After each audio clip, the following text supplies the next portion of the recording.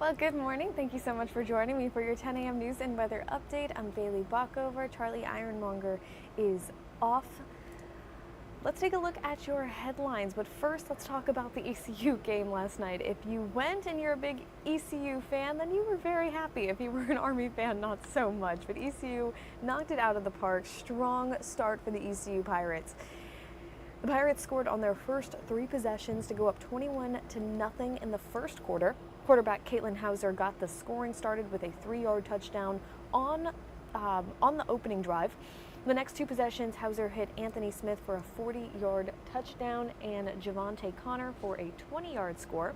The Pirates weren't as efficient in the second quarter. If you were there, they couldn't find the end zone and they turned the ball over twice, once on an interception and then on a fumble.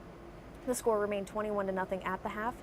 Army took on the opening drive on the third quarter down the field to score on a quarterback keeper by Dwayne Coleman from 2 yards out to get the Black Knights on the board. They opted to go for 2 but didn't convert, making it a 21-6 game. Well, the Pirates didn't manage to score in the third quarter and headed into fourth with 21-6 lead. Not too bad. But on a fourth down, the Pirates lined up for a field goal attempt, but instead faked it as holder Kyler Pearson took off for a 32-yard touchdown to the Pirates to put the Pirates up 28-6 with 8 minutes left in the game. This is what the score would end up as. The Pirates moved 3-2 in the season.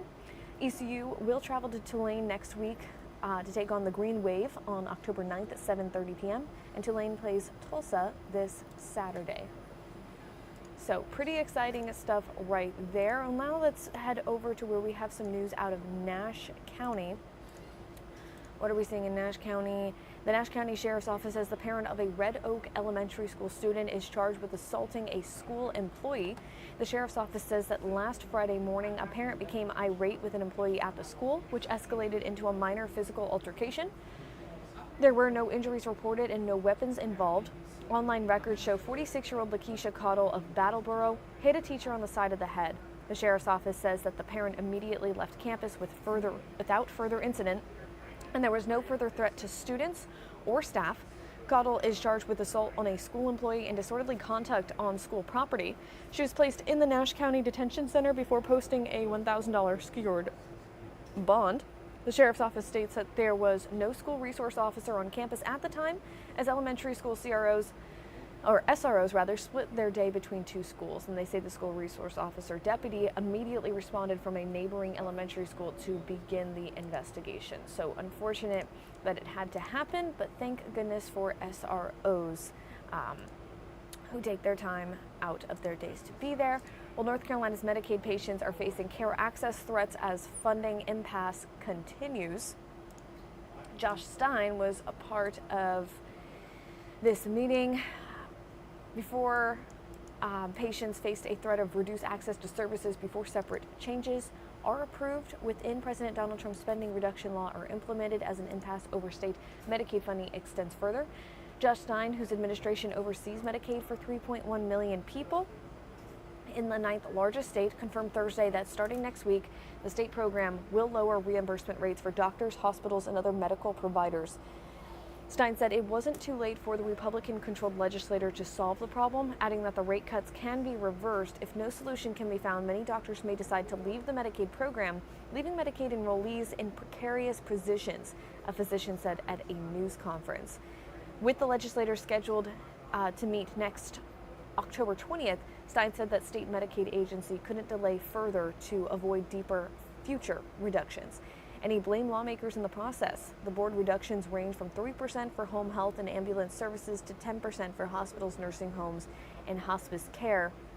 Stein and his Democratic allies have said Trump's spending cut law he signed in July threatens Medicaid enrollment for hundreds of thousands of residents and the health of rural hospitals. While Republican lawmakers have downplayed the threat, diminishing funds from Washington have placed them in a more cautious fiscal posture.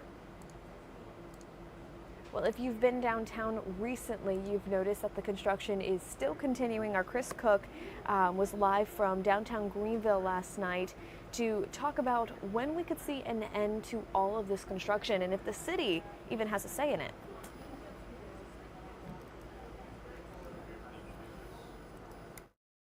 NCDOT Dickinson Avenue project. After years of construction, the end is in sight.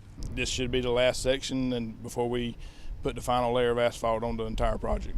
Until then, businesses in the area are still feeling the impacts. Wednesday, Farmers and Makers Market says the entire sidewalk in front of its shop was closed and customers had to come in through the back. The market's owner says a path opened Thursday, but construction has still been causing issues. I appreciate that we do have some temporary solutions today, but yesterday we didn't really have any access at all. We had 0 people come in yesterday, actually. So it does make a difference, I believe. The sidewalk is also scarce outside of Strangeburg. One server says foot traffic isn't the only thing being impacted, but delivery drivers are also getting confused when it comes to how to get inside to pick up orders. I've tried guiding them to Pitt Street Brewing, but that end of the street is blocked off. I've tried guiding them to the apartments, and all the sidewalks over there are blocked off. While all of this can be frustrating, one Pitt Street Brewing employee says they've been getting creative to keep people updated on the construction. And I think it is on us to just make sure that we're reaching out and staying ahead of it, posting as frequently as you can, being as open as we can about access points. With NCDOT putting the finishing touches on the project and with the city saying its own project is weeks away from completion, it looks like the end could be near for the headaches downtown. Just bear with us a little bit longer. We're almost at the finish line with it.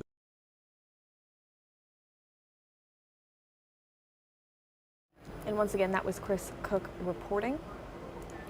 Well, a Beulah man will be facing drug charges after the search of his home. This is Billy Miller.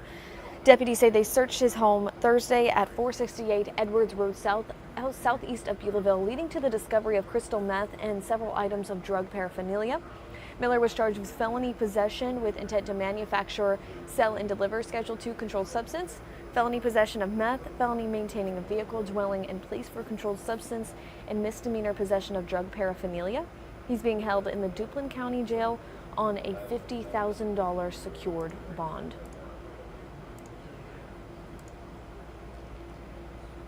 And our Stephen Glover was in New Bern yesterday covering a story on the dementia respite program at Trinity Church, painting flowers for Mumfest, and how this kind of, it's actually a wonderful thing that they're doing over there. Let's take a look. While painting mums for the upcoming Mumfest, to even socializing. Come Again Dementia Respite fills Trinity United Methodist Church with laughter as participants break the isolation of dementia. Oh, I love it. I love coming every time. It is wonderful. The people are so sweet. Launched in May, this volunteer-driven program supports early to late-stage dementia and Alzheimer's patients. My favorite part is really seeing the participants enjoy themselves. Volunteer Twyla Berry, who lost her husband to dementia in July, finds purpose at Come Again, wishing that her husband could have joined in on the fun. And I wish this program had been here because he would have loved it. Respite Care Director Lindsay Roberts is calling it an intentional social club community, which is a win-win for everyone. It gives families a bit of a break from caregiving for a few hours on a Thursday, and it gives the folks living with dementia a break from their families, a reason to get out of the house. And so it's kind of a win-win for everybody. Roberts approached Trinity United Methodist Church a year ago with the idea of bringing the program to New Bern. Pastor Wolf says seeing the joy on faces proves that dementia doesn't define the story. As hard as this journey through dementia is, we can see some healing. We can see hope. We can see that this sickness isn't the end of the story.